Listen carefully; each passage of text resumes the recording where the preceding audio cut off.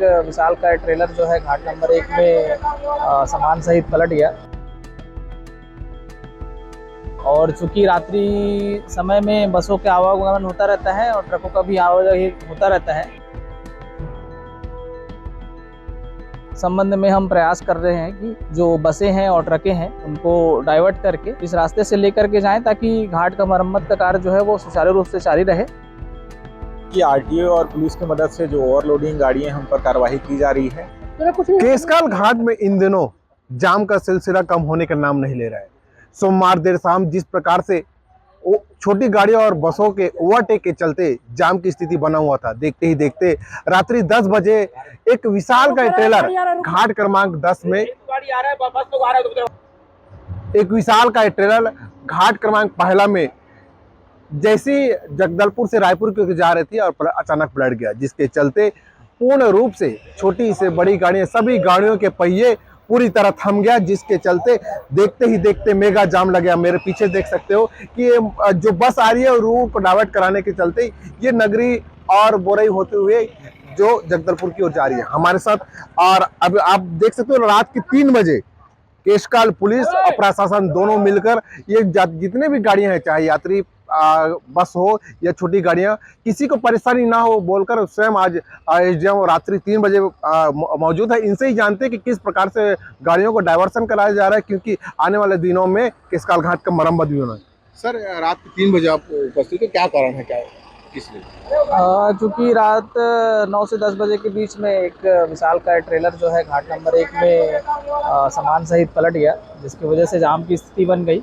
और चूँकि रात्रि समय में बसों के आवागमन होता रहता है और ट्रकों का भी आवाजाही होता रहता है, तो चूँकि यात्रियों को परेशानी ना हो इसलिए हमने वैकल्पिक मार्ग को अपनाना ज़्यादा उचित समझा, क्योंकि घाट को फिर से सही स्थिति में लाने में पुलिस प्रशासन को अभी थोड़ा समय लगेगा।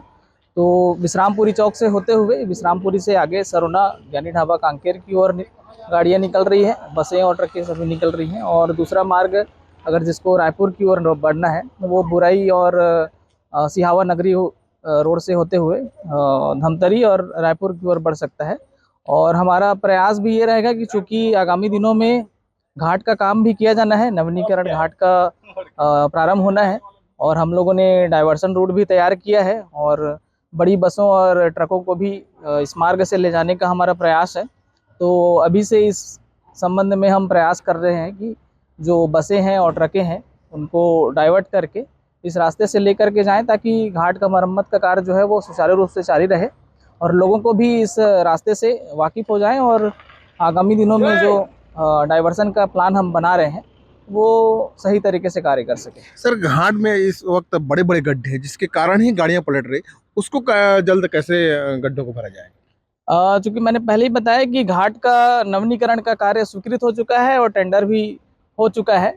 और चूँकि हम देख रहे हैं आगामी त्यौहार का सीज़न है, उसी को देखते हुए कुछ दिनों के लिए अभी वो काम आगे बढ़ाने का प्रयास कर रहे हैं हम।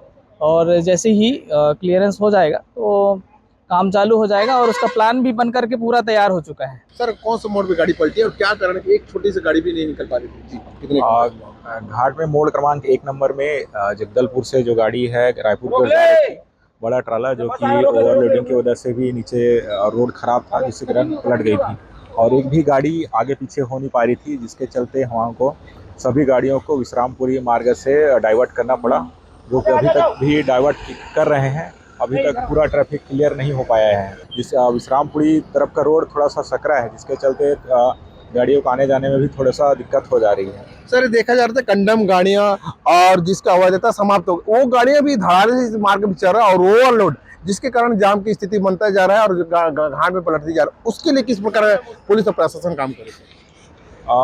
इसमें ऐसा है कि आरटीओ और पुलिस की मदद से जो ओवरलोडिंग गाड़ियां हैं उन पर कार्रवाई की जा रही है और जो कंडम गाड़ियां हैं उसको इधर से कार्रवाई करके उसको प्रतिबंधित भी किया जा रहा है। सर, कब तक क्लियर होने का है, क्योंकि पूरी रात आप देख रहे हो, रात 3 बजे है और अभी तक लगा है जाम काफी लंबा है, तो समय लगभग सुबह 6-7 बजे तक ही क्लियर हो पाएगा ऐसा अंदाजा लग रहा है। ये थे केस कॉलेज डुपी। इनका कहना है कि किसी प्रकार की किसी को परेशानी ना हो, इसलिए सभी गाड़ियों को डायवर्सन कराया जा रहा है। और घाट क्रमांक पहला में जिस प्रकार से विशाल का ट्रेलर का सामान पलटा हुआ है, उसको किसी तरह क्रेन के माध्यम से हटाने का प्रयास करें, जिसके बाद सुबह तक यातायात बहाल करने की बात करें। लेकिन क्योंकि गाड़ियों की संख्या सबसे ज्यादा है, राष्ट्रीय राजमार्ग 30 है और हजारों गाड़ियां इस मार्ग से आवागमन करते हैं, जिसके चलते संख्या बहुत ज्यादा होता है, इसलिए गाड़ियों को पूर्ण रूप से बहाल कराने में पूरा दिन भी लग सकता है। अब देखना होगा कि किस प्रकार से पुलिस इस पर काम करती है और पूर्ण रूप से यातायात बहाल करने में सफल होती है। प्रकाश नागा, रिपोर्ट केस काल।